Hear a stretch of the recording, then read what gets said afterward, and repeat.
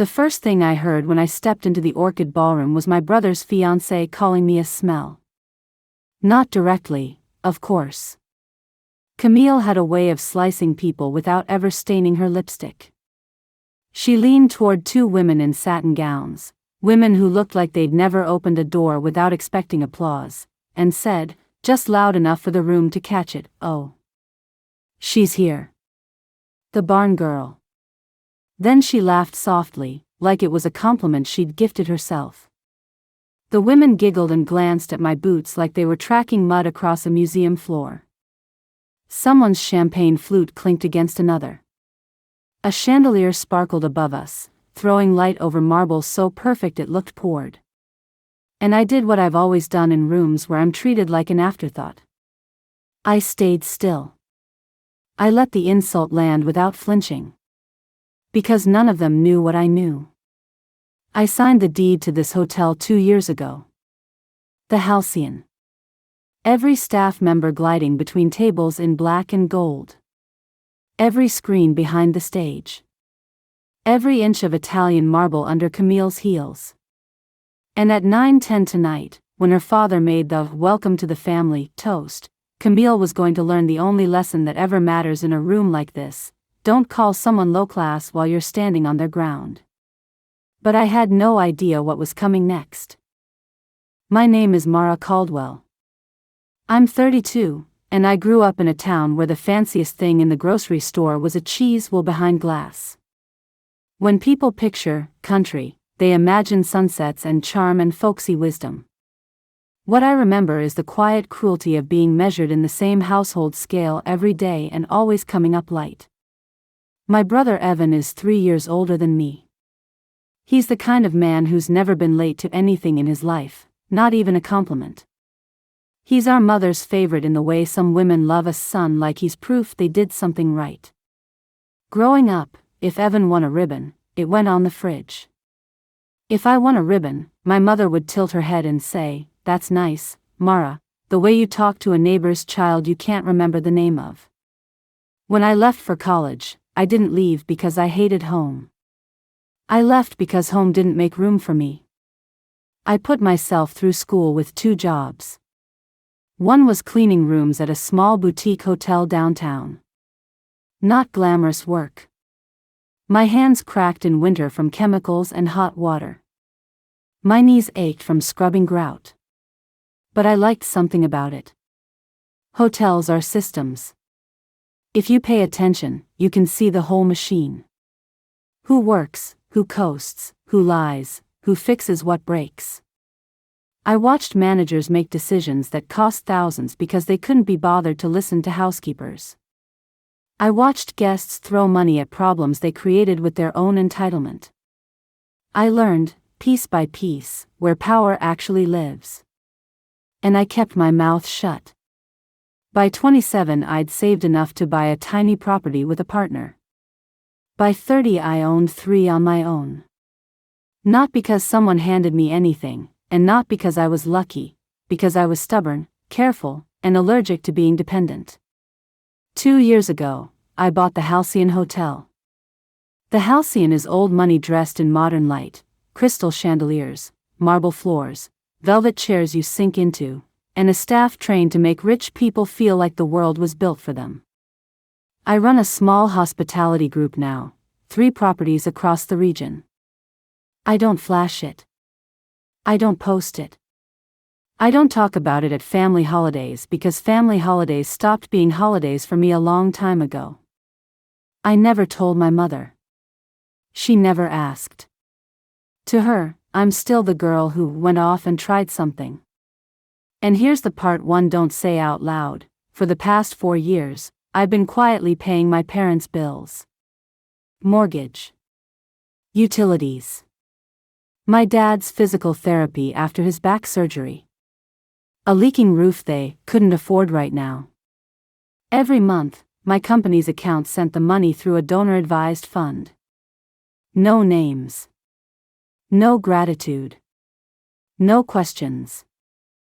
I told myself it was generosity. If I'm honest, it was also proof.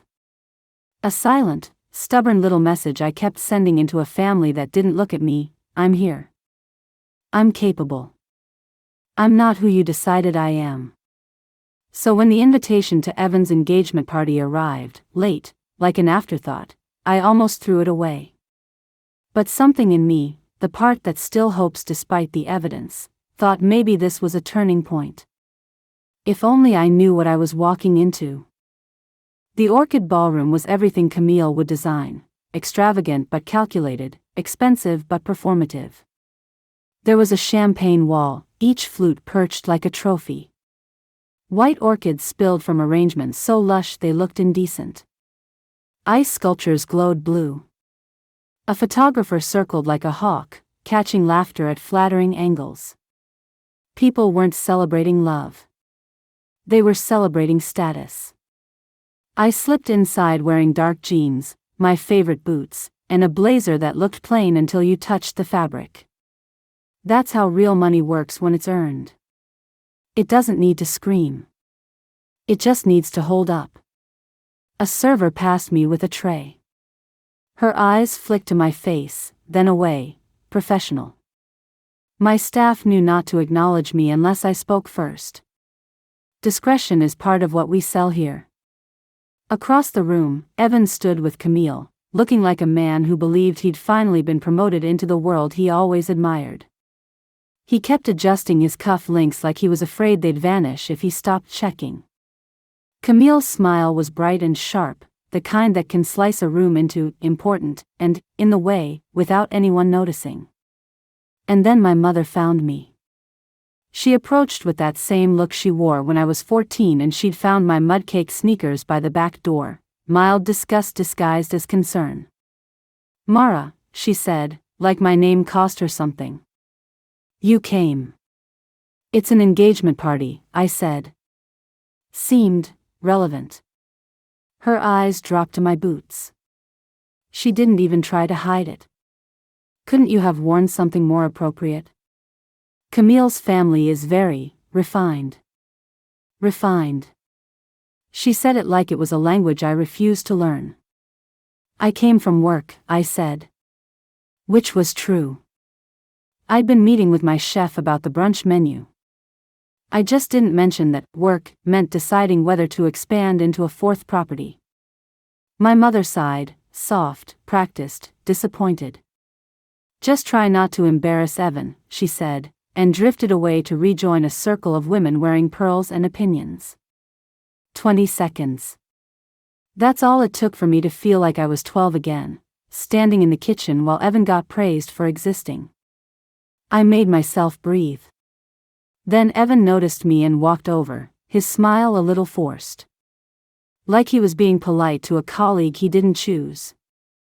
"Mara," he said. "You made it." "I did," I said. He glanced behind him, toward Camille, like he needed her approval to keep standing here. "Have you met Camille yet?" "She's incredible." I looked past him.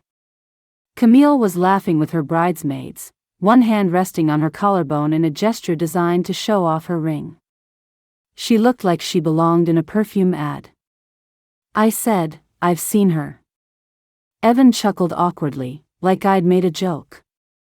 Then he leaned closer, lowering his voice. "Oh, Mom wanted me to tell you something." She gave Camille Grandma's locket as an engagement gift. "Isn't that sweet?" The room blurred for a second. Grandma Ruth's locket wasn't just jewelry. It was the one thing she'd promised me before she died. She'd pressed it into my palm with trembling hands and said, "You're the one who fights, Mara. You don't get things handed to you. So I'm handing you this." My mother had been in the room when she said it. I turned my head slowly and looked for it.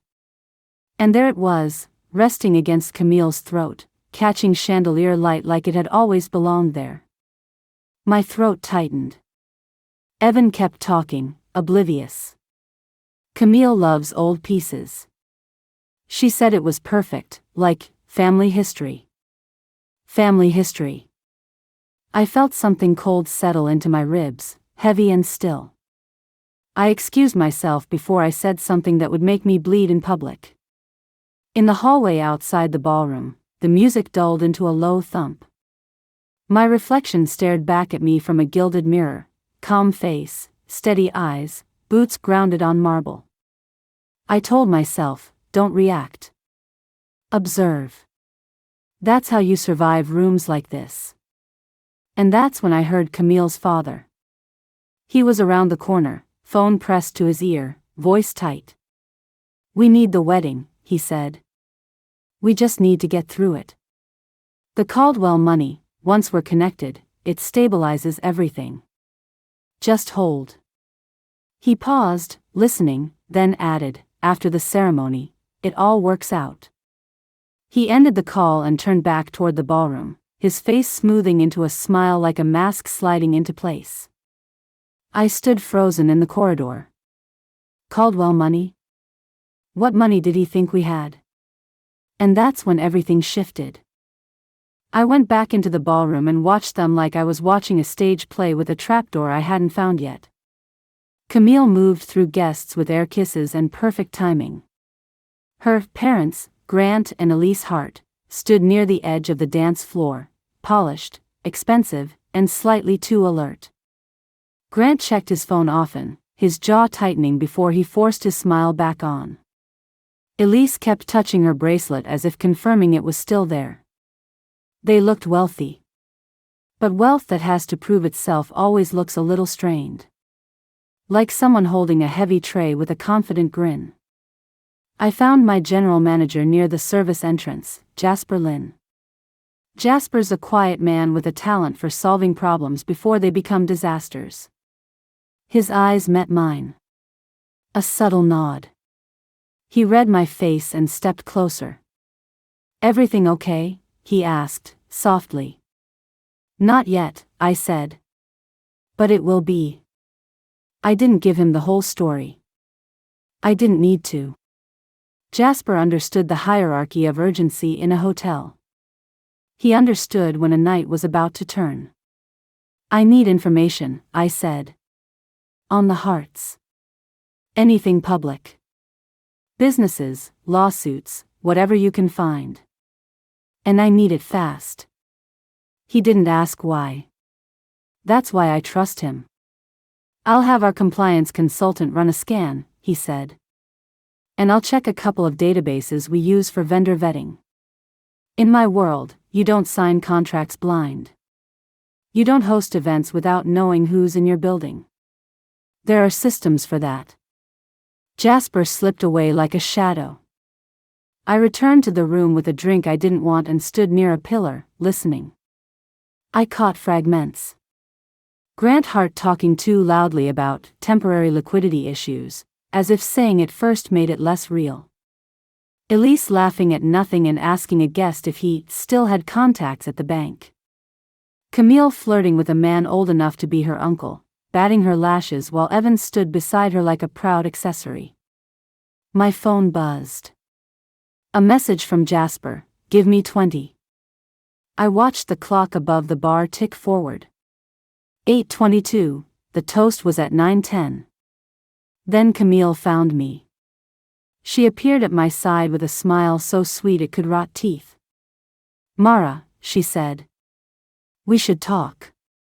Alone." Her hand slid onto my arm, possessive and warm.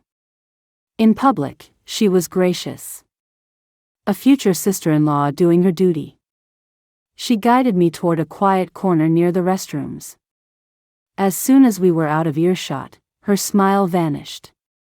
"I know about you," she said. I kept my face neutral. "Do you?" "You send money home every month," she said, voice low. "It's almost admirable." In a pathetic way. My fingers tightened around my glass. Camille leaned in, her perfume expensive and sharp. "What I don't understand is why you do that if you're barely scraping by. Trying to buy love?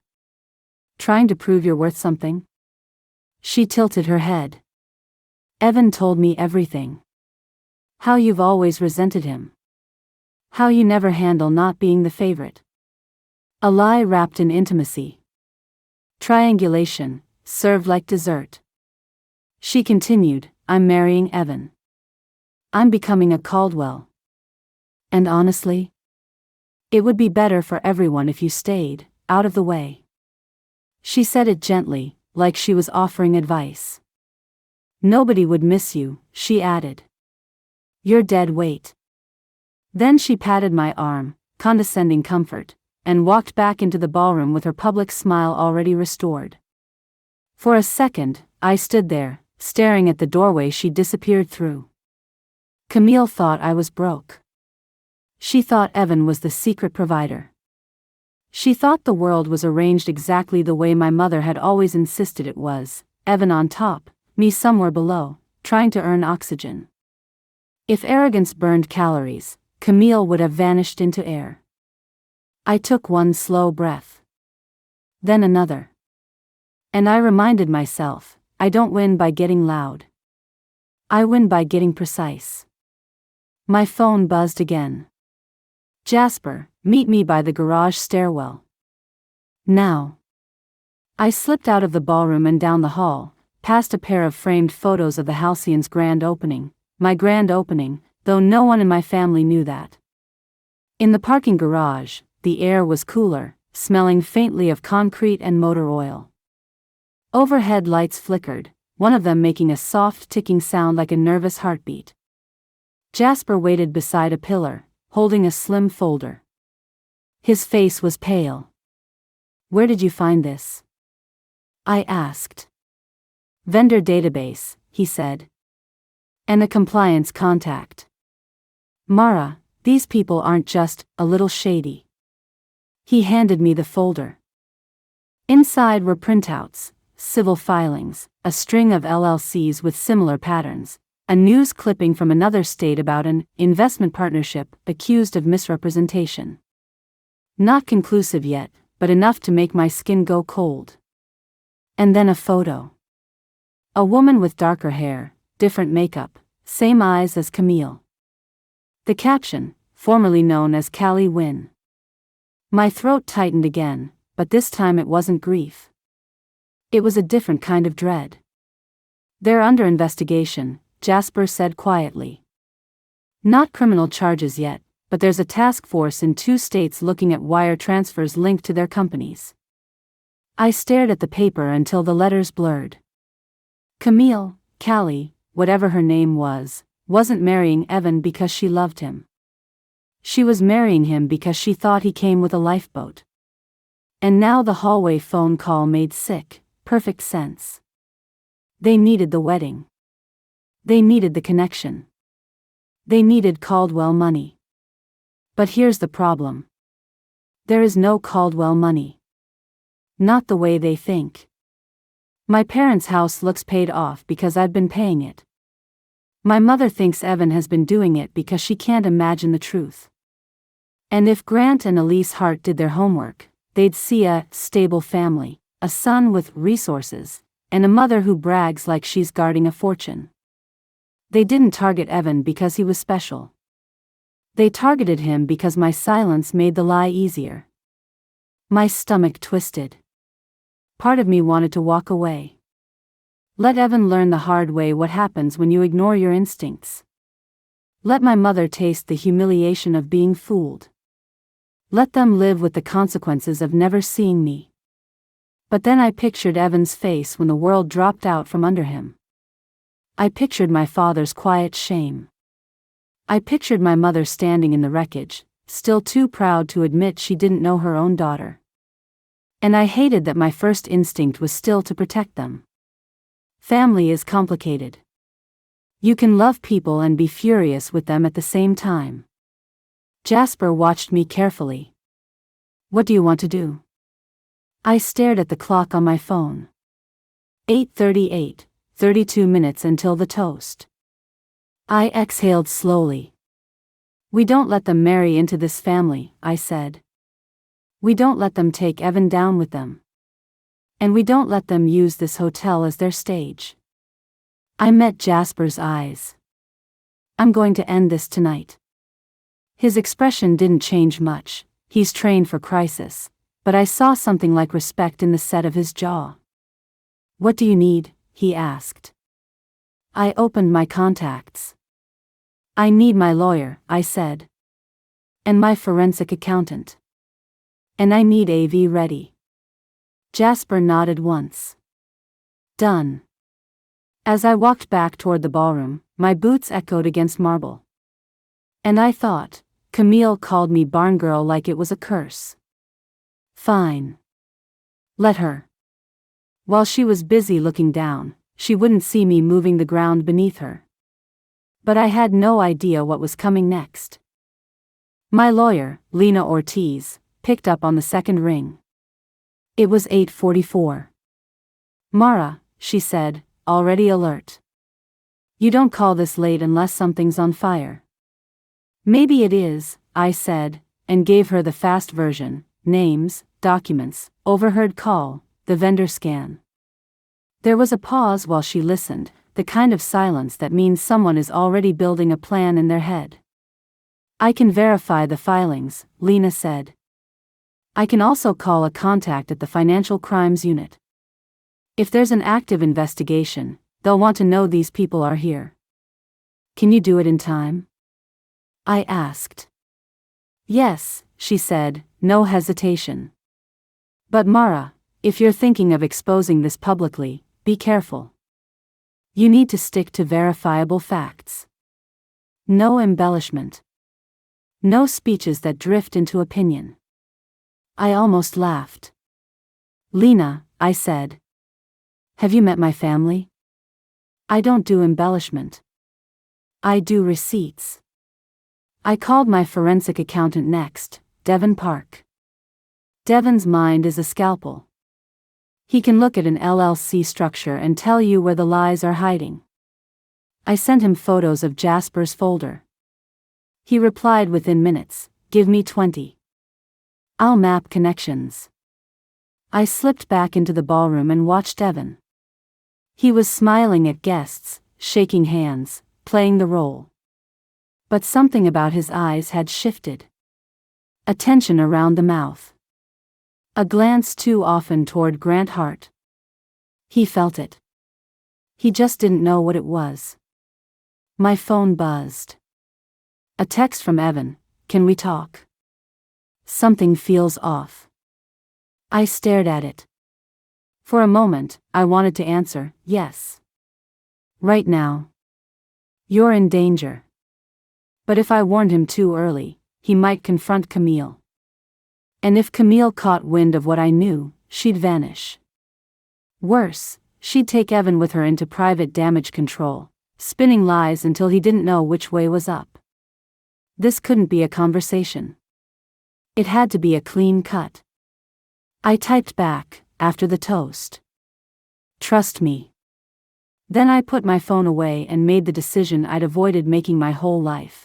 I wasn't going to protect my family by shrinking. I was going to protect them by standing in my full size. And that's when everything shifted. At 9:02, Devin called. His voice was tight with the kind of energy that means someone has found a pattern so clear it's almost insulting. "Mara," he said, "your instincts were correct. Their companies are a carousel." "Explain," I said, keeping my voice steady while my pulse climbed. Same registered agent. Same mailing addresses cycling through virtual offices. Same investor-facing language reused with minor tweaks, Devin said. "And, here's the kicker, Camille Hart doesn't exist the way she claims. She's used at least 2 other names in the past 5 years." My grip tightened on my phone. "Callie Wynn," I said. "Yes," Devin replied. "And before that, Tessa Vale. Different state. Same structure. They attach to a respectable family through engagement announcements, then the money starts moving. It's not always a marriage. Sometimes it's a family investment partnership. Sometimes it's a bridge loan." A cold clarity slid into place. The wedding wasn't the end. The wedding was the key. I ended the call, then walked straight to Jasper at the service entrance. He was already waiting, like he could feel the air pressure changing. AV? I asked. Ready, he said. We can take over the screens from the control room. We can also lock the side exits if you want, but that gets delicate. We're not trapping anyone, I said. We're revealing truth. Jasper nodded. Understood. I handed him a small envelope, 2 flash drives. On one were scanned documents we could prove, filings, public records, business registrations, identity cross-references Devon flagged. On the other were screenshots of the engagement announcements in other states, dates highlighted, names circled. No speculation. No drama. Just pattern. What's the cue? Jasper asked. I checked the time. 9:06, Grant's toast starts at 9:10, I said. When he lifts his glass and says, family, that's when the screens change. Jasper's mouth tightened slightly. And security? Our security, I corrected gently. Mine. Put them near exits, but not aggressive. We're not escalating. We're controlling. I walked back into the ballroom and found a spot near the rear where I could see everything. Camille was glowing. That's what's scary about people like her, their confidence isn't a sign of safety. It's a sign they think no one can touch them. My mother stood near Elise Hart, laughing too loudly, hungry for proximity. Evan was beside Camille, trying to believe in the future he'd been promised. Grant Hart stepped toward the small stage, straightening his tie. I looked at the champagne wall. The chandeliers. The marble. I thought about the word barn girl. I felt the old urge to disappear, to be easy, to be small enough that my mother could tolerate me. Then I thought about 4 years of silent payments. 4 years of being invisible even while I held the roof over their heads. I lifted my phone and texted Lena, we're going live at 9:10. Are they coming? She replied instantly, Financial Crimes Unit is en route. They're close. Stay factual. Grant tapped the mic. The DJ lowered the music. The room turned toward the stage like a single organism, champagne ready for blessing. My heart beat once, hard. 9:10, Grant raised his glass. To family, he began. I texted Jasper one word, now. If only they knew what they were walking into. The screens behind Grant flickered. At first, people assumed it was part of the program, another slideshow of Evan and Camille smiling in staged perfection. But the image that appeared wasn't a beach photo. It was a court filing. Black text on white. A seal. A case number. The kind of document that makes a room go quiet before it understands why. Grant's smile froze mid-toast. He blinked once, hard, like he could force the screen back into obedience. The filing shifted to a business registry page, Heartstone Capital LLC, dissolved. Then another, pending civil action, misrepresentation of investor funds. A murmur rippled through the guests. Heads tilted. People squinted. Phones lifted. Camille turned slowly toward the screen, and for the first time all night her face lost its practiced polish. Evan looked from the documents to Camille, confusion turning into something darker. Grant grabbed the microphone as if volume could fix truth. Ladies and gentlemen, he said, laughing too loud. Looks like we're having a technical issue. The screen changed again. A photo. A woman with darker hair at a charity event, smiling beside Grant and Elise. Only the caption beneath the photo read, Callie Wynn and Associates, prior investigation. Camille's champagne flute trembled. A thin, bright sound as glass met fear. She opened her mouth, then closed it. I stepped forward. Boots on marble. Click, click, click. The crowd parted without anyone realizing they were making space. Jasper's voice came through the speakers, calm and professional. "Ladies and gentlemen," he said, "we apologize for the interruption. The owner of the Halcyon Hotel and CEO of Caldwell Hospitality would like a word." The room didn't just go quiet. It went still. My mother's face drained of color. Evan stared at me like I'd walked out of a story he wasn't told he was in. I took the microphone from Grant's hand. It felt limp, like a man holding a mask too long. "Good evening," I said. My voice didn't shake. "I'm Mara Caldwell." A few guests made small noises of recognition, people in town who knew the Halcyon had been bought but never knew by whom. I looked toward Camille. "Some of you may have heard me introduced tonight as the barn girl," I said lightly. "I'm fine with that. I grew up where people work with their hands and tell the truth without dressing it up." Camille's eyes flashed. "This is insane," she snapped. "She's lying." I smiled once, small and controlled. "I'm not here to insult anyone," I said. "I'm here to prevent fraud from walking out of this room wearing a ring." I gestured to the screens.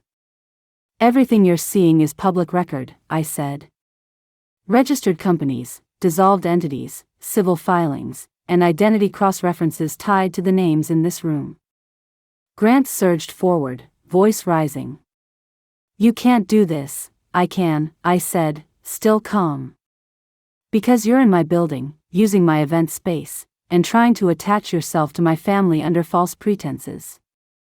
Camille snapped, "Evan, tell her to stop." Evan looked at her. Then at the screen. Then at me. His voice came out rough. "Camille, what is this?" Camille's lips parted. Her eyes flicked, calculating, searching for the lie that would hold. And then the ballroom doors opened. 3 people entered in plain clothes with badges visible, moving with the quiet certainty of professionals who don't need a spotlight. A woman at the front, Agent Sloane Mercer, held up her badge. "Grant Hart," she said. "Elise Hart." And the individual known as Camille Hart. Camille flinched at the word known. "You're being detained pending further questioning related to an ongoing financial fraud investigation," Agent Mercer continued. "We have warrants." Grant bolted. He made it 6 steps before Halcyon Security, my security, stepped in, not rough, just immovable. Elise began to cry, mascara breaking like a dam. Camille's face changed fast, shock to rage to something desperate. She lunged toward me, hissing, "You were supposed to be nobody." Security caught her by the arms. I leaned in close enough that only she could hear me. "You called me barn girl," I said softly. "But you never asked who owns the barn." Then I stepped back, and the room watched as Camille, Callie, whatever name she planned to wear next, was escorted out of the Orchid Ballroom, her perfect dress wrinkling under real consequences. I turned to the guests, who stood frozen in a stunned half-circle. "Well," I said, voice dry, "the catering's paid for. The food's good. If anyone wants to stay, you're welcome." Nervous laughter broke the spell. The DJ, bless him, hit play on something upbeat like we were all just recovering from a power outage. But the real fallout was waiting. And in the middle of it, Evan stood very still, staring at me like he was seeing his sister for the first time. For weeks later, sunlight poured through the windows of my office on the Halcyon's top floor, turning the city skyline into something soft and clean. The investigation went public within days. Grant and Elise, real names still being untangled, were charged with multiple counts related to wire fraud and investor deception. Camille's bail was set high, and the irony was almost poetic. The people who built their lives by borrowing trust couldn't find anyone willing to lend them help. Local news ran the story for a week. One headline made me laugh so hard I had to sit down. "Barn girl owns the room.